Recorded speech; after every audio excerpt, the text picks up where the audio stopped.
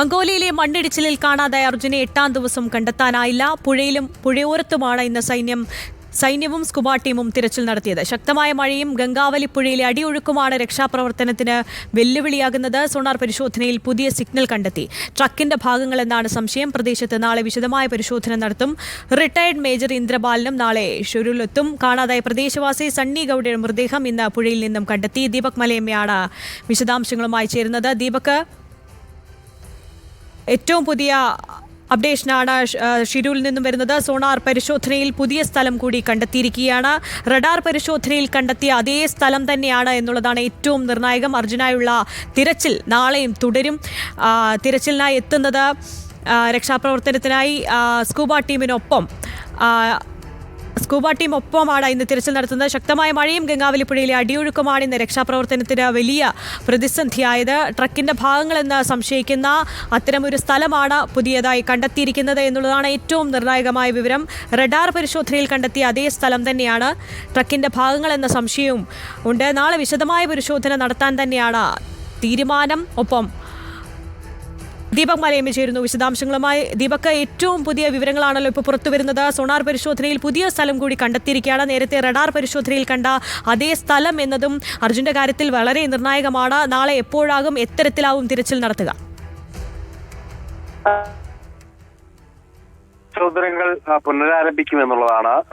ഈ രക്ഷാദൌത്യ സംഘം നാളെ പുലർച്ചെ തന്നെ ഇത്തരത്തിലുള്ള പരിശോധനകളിലേക്ക് കടക്കും.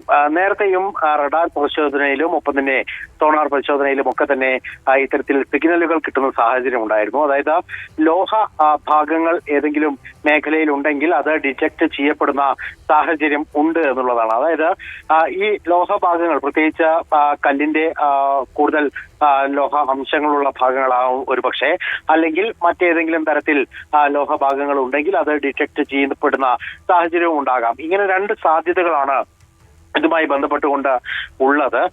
അത്തരത്തിൽ നേരത്തെയും പരിശോധന നടത്തിയ ഘട്ടത്തിലൊക്കെ തന്നെ ചില മേഖലകളിൽ ഡിറ്റക്ഷൻ വരികയും അവിടെ പരിശോധന നടത്തുകയും ചെയ്തിരുന്നു. അപ്പോഴൊന്നും തന്നെ പൂർണ്ണമായും ലോഹ പാർട്ടുകൾ അങ്ങനെ കണ്ടുപിടിക്കാൻ സാധിച്ചിട്ടില്ല എന്നുള്ളൊരു സാഹചര്യം നിലനിൽക്കുന്നുണ്ട്. ഇപ്പോൾ സോണാർ പരിശോധനയിലും ഒപ്പം തന്നെ റഡാർ സോളാർ പരിശോധനയിലും ഇത്തരത്തിൽ ഒരേ സ്ഥലത്ത് സിഗ്നലുകൾ കിട്ടിയിരിക്കുന്നു എന്നുള്ളതാണ് പറയുന്നത്. അത് ഈ ലോറിയുടെ ഭാഗമാണോ അല്ലെങ്കിൽ മറ്റേതെങ്കിലും തരത്തിൽ അപകടവുമായി ബന്ധപ്പെട്ടുകൊണ്ട് അതിന്റെ ആ സമയത്ത് അവിടെ ഉണ്ടായിരുന്ന 11 kV ലൈനുമായി ബന്ധപ്പെട്ടുകൊണ്ടുള്ള പോസ്റ്റ്, അങ്ങനെ കുറെ മറ്റ് വാഹനങ്ങളൊക്കെ ആ മേഖലയിൽ ഉണ്ടായിരുന്നു എന്ന് പറയപ്പെടുന്നുണ്ട്. അതുമായി ബന്ധപ്പെട്ടുകൊണ്ടുള്ള ഏതെങ്കിലും ഭാഗങ്ങളാണോ എന്നുള്ളത് സംബന്ധിച്ച വ്യക്തത വരുത്തേണ്ടതുണ്ട്. അത് നാളെ നടക്കുന്ന പരിശോധനയിൽ അത് സംബന്ധിച്ചുള്ള ഒരു ധാരണ കിട്ടും എന്നുള്ളതാണ് നമ്മൾ മനസ്സിലാക്കുന്നത്. അങ്ങനെയെങ്കിൽ അർജുനുമായി ബന്ധപ്പെട്ട സൂചനകളിലേക്ക് അത് വലിയ തരത്തിൽ വെളിച്ചം വീശുകയും ചെയ്യും. ഇന്ന് രാവിലെ മുതൽ തന്നെ പരിശോധനകൾ വ്യാപകമായി നടന്നിരുന്നു. കരയിൽ ആർമിയുടെ നേതൃത്വത്തിൽ മണ്ണ് നീക്കുന്ന അടക്കമുള്ള നടപടിക്രമങ്ങൾ പൂർത്തിയാക്കി. പ്രത്യേകിച്ച് ദേശീയപാതയുടെ ചേർന്ന ഭാഗത്ത് ഉയരത്തിലുണ്ടായിരുന്ന മണ്ണ് പൂർണ്ണമായി നീക്കം. ശരി ദീപക്, റഡാർ സോളാർ പരിശോധനയിൽ ഒരേ സ്ഥലം കണ്ടെത്തുന്നതും ആദ്യമായാണ്.